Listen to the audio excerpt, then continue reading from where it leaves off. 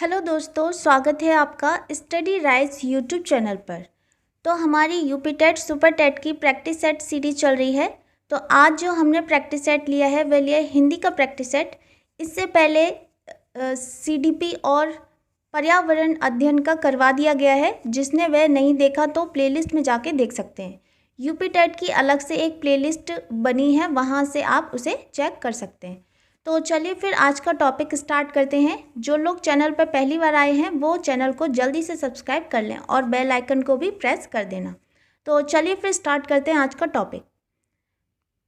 तो इसमें पहला क्वेश्चन दिया है, निम्नलिखित में से कौन सा शब्द तद्भव है? खेत, प्रभु, नाथ या फिर त्रिकुटी। तो इसमें हमें देखना है कि कौन सा शब्द तद्भव है।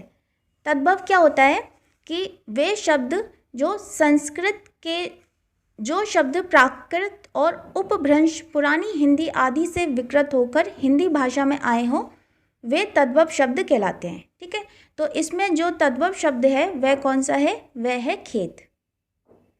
तद्भव शब्द दिया है वह दिया है खेत। तो इसमें सही आंसर हो जाएगा ऑप्शन ए। नेक्स्ट क्वेश्चन है, निम्नलिखित में से कौन सा शब्द देशज है? लाश, औरत, पतलून या धड़ाम। तो इसमें देशज शब्द कौन सा है? तो वह है धड़ाम। ठीक है, कौन सा है? धड़ाम। देशज शब्द आमतौर पर क्षेत्रीय भाषा में प्रयोग किए जाते हैं। तो इसमें धड़ाम शब्द कौन सा है? ये देशज शब्द है। तो इसमें सही आंसर हो जाएगा ऑप्शन डी। नेक्स्ट क्वेश्चन है, छछूंदर के सिर पर चमेली का तेल का अर्थ है? मिथ्या आडंबर, अधिक पाने का लालच करना, योग्य व्यक्ति को अच्छी चीज़ देना या अयोग्य व्यक्ति को अच्छी चीज़ देना। तो छछूंदर के सिर पर चमेली का तेल का अर्थ होता है कि अयोग्य व्यक्ति को अच्छी चीज़ देना। ठीक है, अयोग्य व्यक्ति को अच्छी चीज़ देना। तो इसका सही आंसर हो जाएगा ऑप्शन डी। नेक्स्ट क्वेश्चन दिया है, ऋग्वेद का संधि विच्छेद क्या है? इसमें ऋग्वेद का संधि विच्छेद कौन सा ठीक होगा? तो ऋग्वेद शब्द में क्या है? ये व्यंजन संधि है। व्यंजन का व्यंजन अथवा स्वर के साथ संयोग से उत्पन्न विकार व्यंजन संधि कहलाता है। तो इसमें ऋग्वेद का संधि विच्छेद क्या हो जाएगा? ये हो जाएगा ऋक प्लस वेद। ठीक है, ऋक प्लस वेद सही आंसर हो जाएगा इसमें ऑप्शन ए। नेक्स्ट क्वेश्चन है, आप बीती शब्द में समास है? द्वंद्व समास, द्विगु समास, तत्पुरुष समास या फिर कर्मधारय समास। तो इसमें आप बीती शब्द में कौन सा समास है? तो वह है तत्पुरुष समास। ठीक है, तत्पुरुष समास क्या होता है? जिस सामासिक शब्द में दूसरे पद की प्रधानता होती है तथा विभक्ति चिन्ह लुप्त हो जाता है उसे तत्पुरुष समास कहते हैं। तो इसमें आप बीती शब्द में कौन सा समास हो जाएगा? ये हो जाएगा तत्पुरुष समास। सही आंसर है ऑप्शन सी। नेक्स्ट क्वेश्चन है, घोंसले में चिड़ियां हैं में कौन सा कारक है? संबंध कारक, संप्रदान कारक, अधिकरण कारक या फिर अपादान कारक। तो घोंसले में चिड़ियां हैं, इसमें कौन सा कारक है? तो ये कारक है अधिकरण कारक। ठीक है, कौन सा कारक है? अधिकरण कारक। घोंसले में चिड़ियां हैं, इसमें मैं अधिकरण कारक है। ठीक, विभक्ति चिन्ह में है, इसमें ये अधिकरण कारक है। सही आंसर है ऑप्शन सी। नेक्स्ट क्वेश्चन है, निम्नलिखित गद्यांश पढ़कर नीचे दिए गए प्रश्नों के उत्तर दीजिए। ये गद्यांश दिया है और इसके हमें उत्तर देने हैं। ठीक, तो चलिए फिर पढ़ना स्टार्ट करते हैं। गांधीवाद में राजनीतिक और आध्यात्मिक तत्वों का समन्वय मिलता है, यही इस वाद की विशेषता है। आज संसार में जितने भी वाद प्रचलित हैं वह प्रायः राजनीतिक क्षेत्र में सीमित हो चुके हैं। आत्मा से उनका संबंध विच्छेद होकर केवल बाह्य संसार तक उनका प्रसार रह गया है। मन की निर्मलता और ईश्वर निष्ठा से आत्मा को शुद्ध करना गांधीवाद की प्रथम आवश्यकता है। ऐसा करने से निस्वार्थ बुद्धि का विकास होता है और मनुष्य सच्चे अर्थों में जन सेवा के लिए तत्पर हो जाता है। गांधीवाद में सांप्रदायिकता के लिए कोई स्थान नहीं है। इसी समस्या को हल करने के लिए गांधी जी ने अपने जीवन का बलिदान कर दिया था। तो ये हो गया हमारा गद्यांश। अब इसके ऊपर हमें क्वेश्चन दिए हैं। तो इसमें क्वेश्चन दिया है, उपयुक्त गद्यांश के आधार पर बताइए कि संसार के सारे वाद सीमित हैं। तो ये कहाँ तक सीमित है? ये है राजनीतिक क्षेत्र तक। ठीक है, कहाँ तक है? ये है राजनीतिक क्षेत्र तक। इसमें सही आंसर हो जाएगा ऑप्शन डी। नेक्स्ट क्वेश्चन है, उपयुक्त गद्यांश में हिंदी का आधार किसे बताया गया है? तो ये बताया गया था ईश्वर निष्ठा और मन की निर्मलता को, है ना? ईश्वर निष्ठा और मन की निर्मलता को। सही आंसर हो जाएगा इसमें ऑप्शन बी। चलिए नेक्स्ट है, कनुप्रिया के रचनाकार कौन है? रांगेय राघव, भगवती चरण वर्मा, नागार्जुन या धर्मवीर भारती? तो कनुप्रिया के रचनाकार हैं वह हैं धर्मवीर भारती। कौन है? धर्मवीर भारती। ठीक, अगला है, प्लुत स्वर कौन सा है? इसमें हमें देखना है प्लुत स्वर कौन सा है। तो प्लुत स्वर होता क्या है? तो प्लुत स्वर जिन स्वरों के उच्चारण में दीर्घ स्वरों से भी अधिक समय लगता है उन्हें प्लुत स्वर कहते हैं। ठीक, तो इसमें जो सही आंसर हो जाएगा वह हो जाएगा ओम। ठीक है, कौन सा हो जाएगा? ऑप्शन ए इसमें सही आंसर हो जाएगा। नेक्स्ट क्वेश्चन है, प्रकाशन वर्ष की दृष्टि से डॉक्टर हरिवंश राय बच्चन की रचनाओं का सही अनुक्रम है? मधुशाला, मधुबाला, मधुकलश, निशा निमंत्रण, मधुबाला, मधुकलश, मधुशाला, या फिर मधुबाला, मधुशाला, निशा निमंत्रण, मधुकलश, और मधुकलश, मधुबाला, मधुशाला या निशा निमंत्रण। तो इसमें डॉक्टर हरिवंश राय बच्चन की रचनाओं का सही क्रम बताना है। सबसे पहले उन्होंने किस रचना और कौन सी रचना की थी? तो इसमें जो सही आंसर हो जाएगा वह हो जाएगा ऑप्शन ए, मधुशाला, मधुबाला, मधुकलश और बाद में निशा निमंत्रण। तो जो मधुशाला है ये 1935 में, और मधुबाला ये 1936, मधुकलश ये 1937 और निशा निमंत्रण ये 1938। ठीक, तो इसमें जो सही आंसर हो जाएगा वह हो जाएगा ऑप्शन ए। नेक्स्ट है, सुमेल कीजिए हिंदी साहित्य सम्मेलन, काशी नागरी प्रचारिणी सभा, राष्ट्रभाषा प्रचार समिति और वर्धा। तो ये बताना है ये कौन सी सन में सम्मेलन हुए थे। ठीक है, तो इसमें जो हिंदी साहित्य सम्मेलन है ये हुआ था 1910 में। हिंदी साहित्य सम्मेलन हुआ था 1910 में। काशी नगरी प्रचारिणी सभा ये हुआ था 1893 में। काशी नागरी प्रचारिणी सभा ये हुआ था 1893 में। और अगला है राष्ट्रभाषा प्रचार समिति वर्धा, ये हुआ था 1918 में। तो इसका सही आंसर हो जाएगा CAB। देख लेते हैं कौन सा ऑप्शन है CAB। तो इसमें सही ऑप्शन हो जाएगा वह हो जाएगा ऑप्शन C। ठीक है, CAB सही आंसर है ऑप्शन C। नेक्स्ट है, तुलसीदास के रचनाकार हैं केशव, सूर्यकांत त्रिपाठी निराला, डॉक्टर रामविलास शर्मा या महादेवी वर्मा। तो तुलसीदास के रचनाकार हैं तुलसीदास, ये किसने लिखी है? तो ये लिखी है सूर्यकांत त्रिपाठी निराला ने। किसने लिखी है? सूर्यकांत त्रिपाठी निराला ने। ठीक है, सही आंसर है इसमें ऑप्शन बी। नेक्स्ट क्वेश्चन है, अन्या से अनन्या आत्मकथा किसकी है? प्रभा खेतान की, सुषुम बेदी की, उषा प्रियवंदा की या मनु भंडारी की? तो अन्या से अनन्या ये आत्मकथा किसकी है? ये है डॉक्टर प्रभा खेतान की। किसकी है? प्रभा खेतान की। सही आंसर हो जाएगा इसमें ऑप्शन ए। नेक्स्ट क्वेश्चन है, प्रभु जी तुम चंदन हम पानी किसका वाक्य है? दादू, नानक, रैदास या कबीर। ये किसका वाक्य है? प्रभु जी तुम चंदन हम पानी, यह वाक्य किसका है? तो यह वाक्य है रैदास का। किसका है? रैदास का। ठीक है, प्रभु जी तुम चंदन हम पानी रैदास जी द्वारा लिखित पंक्तियों में भगवान से कहते हैं कि तुम चंदन जैसे बहुमूल्यवान, खुशबूदार, सबके प्रिय हो, हम लोग पानी जैसे हैं। ठीक है, ये इसका अर्थ है। तो इसमें जो सही आंसर हो जाएगा वह हो जाएगा ऑप्शन सी। नेक्स्ट क्वेश्चन दिया है, दिए गए पदांश को पढ़कर निम्नलिखित प्रश्न के उत्तर दीजिए। जो पहले दिया था वह गद्यांश दिया था, अब है पदांश। तो चलिए इसको देखते हैं।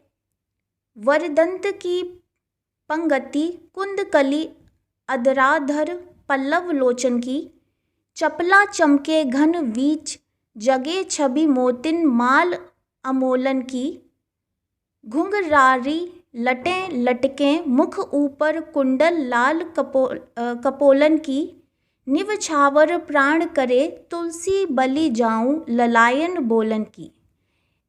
अब इसमें क्वेश्चन दिया है, इस पदांश में कौन सा रस है? वात्सल्य रस, श्रृंगार रस, शांत रस या करुण रस?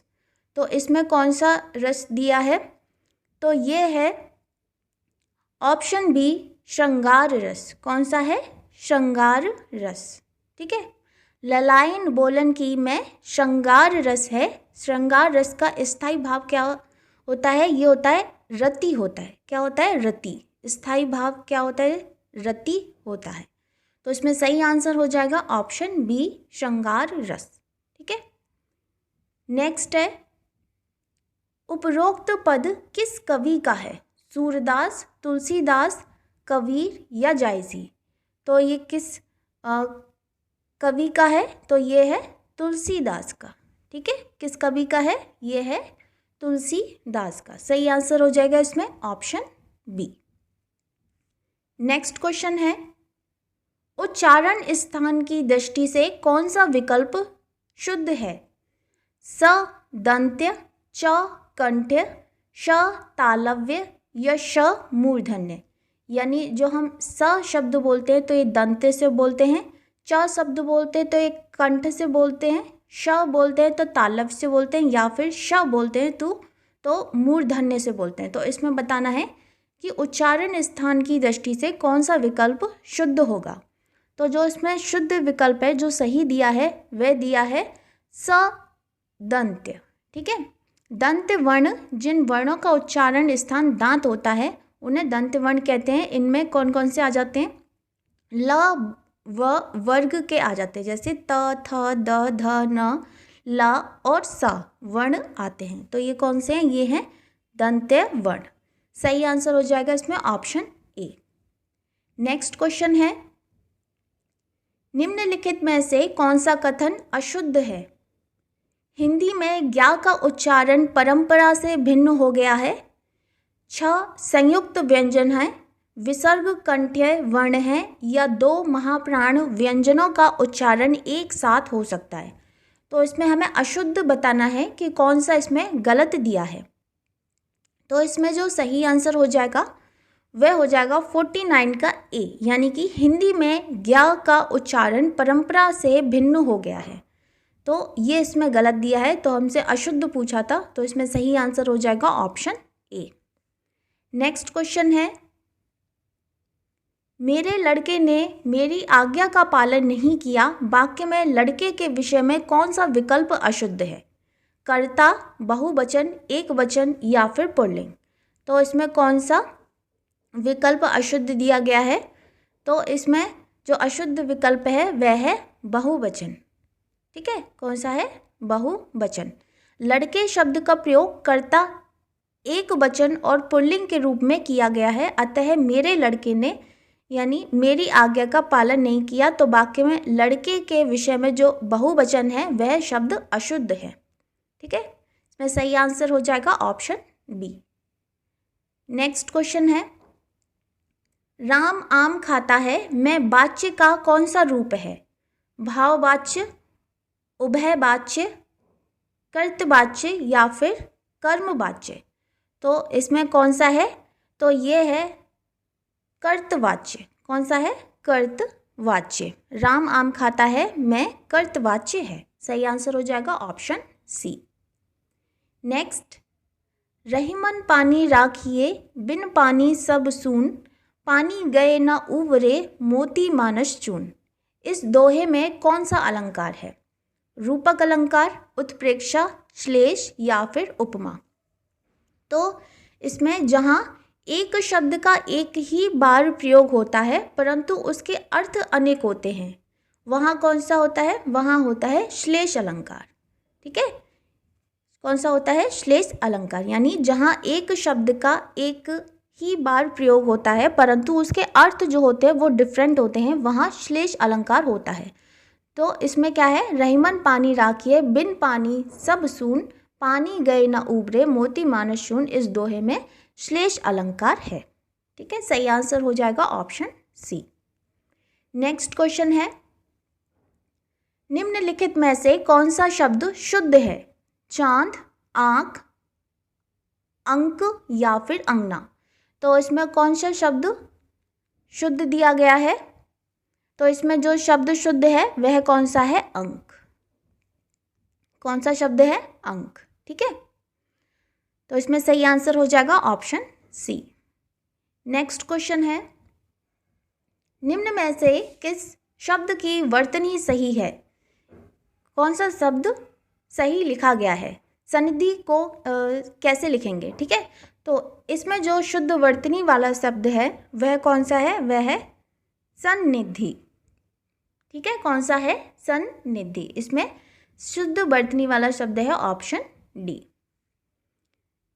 अगला है, उपचारात्मक शिक्षण की सफलता निर्भर करती है समय व अवधि पर, समस्याओं के कारणों की सही पहचान पर, उपचारात्मक शिक्षण की सामग्री पर या फिर भाषिक नियमों के ज्ञान पर। तो इसमें जो सही हो जाएगा वह हो जाएगा समस्याओं के कारण को सही पहचान पर। समस्याओं के कारणों को सही पहचान पर। उपचारात्मक शिक्षण की सफलता किस पर निर्भर करती है? जो समस्या होती है उसके कारण को सही पहचानना, ये होता है उपचारात्मक शिक्षण। तो इसमें सही आंसर हो जाएगा ऑप्शन बी। अगला है, प्रयोजन का समानार्थी शब्द नहीं है। प्रयोजन का समानार्थी शब्द नहीं है। हेतु, नियोजन, उद्देश्य या फिर लक्ष्य। तो कौन सा शब्द समानार्थी शब्द नहीं है? तो वह है नियोजन। कौन सा शब्द समानार्थी नहीं है यानी सिनोनिम्स नहीं है? तो कौन सा शब्द है? वह है नियोजन। और इसके समानार्थी शब्द कौन कौन से हैं? प्रयोजन, हेतु, उद्देश्य, लक्ष्य। इन सब का मतलब क्या है? एक ही है। ठीक है, सही आंसर हो जाएगा इसमें ऑप्शन बी। अगला है, ऋजु का विलोम शब्द है त्रिकोण, वक्र, सीधा या फिर सरल। ऋजु का विलोम शब्द क्या होता है? वह होता है वक्र। ऋजु का विलोम शब्द होता है वक्र। ऋजु शब्द का विलोम शब्द वक्र होगा, जबकि जो सरल का विलोम पूछे तो वह होगा जटिल, सीधा का विलोम पूछे तो वह हो जाएगा उल्टा, है ना। इसमें सही आंसर है ऑप्शन बी। नेक्स्ट है, निम्नलिखित विकल्पों में से किस विकल्प में विशेषण का निर्देश अशुद्ध है? दूसरा क्रमवाचक, वह नौकर कोई विशेषण नहीं है, 26 पूर्णांक बोधक या 2.5 अपूर्णांक बोधक। तो इसमें कौन सा अशुद्ध है ना, विशेषण कौन सा अशुद्ध दिया गया है?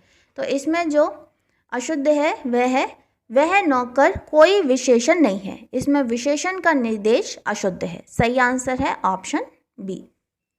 अगला है, आप भला तो जग भला वाक्य में सर्वनाम के किस भेद का बोध होता है? अनिश्चयवाचक सर्वनाम, प्रश्नवाचक सर्वनाम, संबंधवाचक सर्वनाम या फिर निजवाचक सर्वनाम। तो आप भला तो जग भला वाक्य में कौन सा सर्वनाम है? तो यह है निजवाचक सर्वनाम। कौन सा है? निजवाचक सर्वनाम। सही आंसर हो जाएगा ऑप्शन डी। नेक्स्ट क्वेश्चन है और लास्ट क्वेश्चन है, निम्नलिखित में से कौन सा शब्द पुल्लिंग है? कड़ी, सरसों, संतान या चील। तो कौन सा शब्द पुल्लिंग है इसमें से? तो जो संज्ञा पद पुरुष वर्ग के वाचक होते हैं, यानी कि जो शब्द पुरुष जाति के अंतर्गत माने जाते हैं वे पुल्लिंग शब्द कहलाते हैं। ठीक है, तो इसमें जो पुल्लिंग शब्द है वह कौन सा है? वह है सरसों। कौन सा है? सरसों पुल्लिंग शब्द है। सही आंसर है इसमें ऑप्शन बी। ठीक, तो ये थी आज की वीडियो। आई होप आपको पसंद आई होगी। तो मिलते हैं फिर बहुत जल्द नेक्स्ट वीडियो में। तब तक के लिए थैंक यू सो मच।